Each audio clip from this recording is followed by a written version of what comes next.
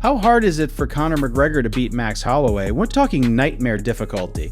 Because before the fight even starts, Conor already has 3 all-time challenges stacked against him.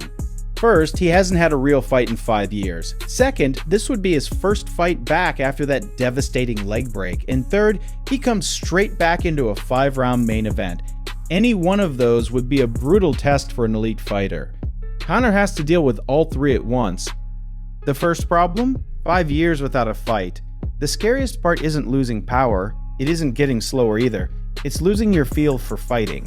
Sure, Conor says he's in the best shape he's ever been. He says the time off gave his body a chance to fully recover. His cardio's there, his explosiveness is there, his fight IQ is still there. But here's the thing, that's all in the gym. Fight night is a completely different case. The adrenaline, the pressure, the timing, the distance. The ability to read your opponent in real time. You just can't recreate that in training. These are the kind of things only active fighters get to keep. Because fighting isn't just a job, it's a rhythm. And Max has never really left that rhythm. For the last few years, he's been fighting one top guy after another, so he's never lost that feel. As for the broken leg, a lot of people think it's healed, he'll be fine. But that's not what scares pro fighters the most. The scar isn't the problem, it's when your body stops trusting itself. A bad leg break doesn't just take away your power. It changes the way you generate power, the way you move, the way you push off the floor, even whether you're willing to throw at 100%. A lot of fighters come back with 90% of their body, but they never get 100% of their game back. Just look at some of the biggest examples. Anderson Silva came back after the leg break, but he was never quite the same. Chris Weidman didn't return until 2.5 years later, and that comeback was rough. He almost ended up right back on the shelf. After hurting your rear leg that badly, you don't just stop throwing kicks. Even something as basic as checking kicks becomes a lot harder.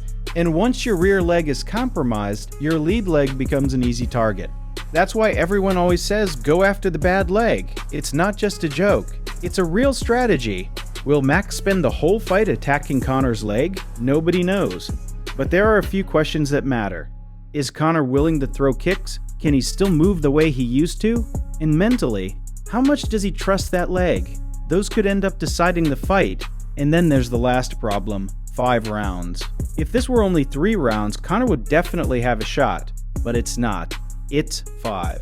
And Max Holloway just happens to be one of the best 5-round fighters in UFC history. He's spent most of his career going the distance. That means 5 rounds of pressure, 5 rounds of pace, and 5 rounds of making Conor work. That's going to be a huge test for both his cardio and his mindset. So what Conor's really up against isn't just Max Holloway. It's history. It's everything we know about this sport. If he actually pulls this off, it won't just be another comeback win, it could go down as one of the most impressive comebacks the UFC has ever seen. But if Conor wants to win, he can't just fight the way he used to. Back in his prime, he could build his whole game around distance management, perfect timing, and precise counter shots. But after 5 years away from the cage, it's hard to believe his reactions and timing are still the same. On top of that, nobody knows how much the leg injury has changed Conor's game. And today's Max Holloway is a completely different fighter than he was 10 years ago. He's much better at controlling the distance and setting the pace. So if Conor wants the best chance to win, he probably shouldn't fight the same way he did in his prime. The game plan that worked against Cowboy, or even borrowing a page from the way Nate Diaz fought him, might actually be the better option here. Walk Max down, throw heavy shots, fight in the pocket, break his rhythm, and if he has to, mix in a takedown. Pin Max against the fence. Make it ugly? That's never really been Conor's style. But right now, it might be his best path to victory. The first 2 rounds are everything. If this fight gets into the third, the momentum probably starts swinging toward Max. And don't be surprised if Max spends those first 2 rounds staying patient, avoiding Conor at his comfort zone, and forcing him to work until the gas tank starts to fade.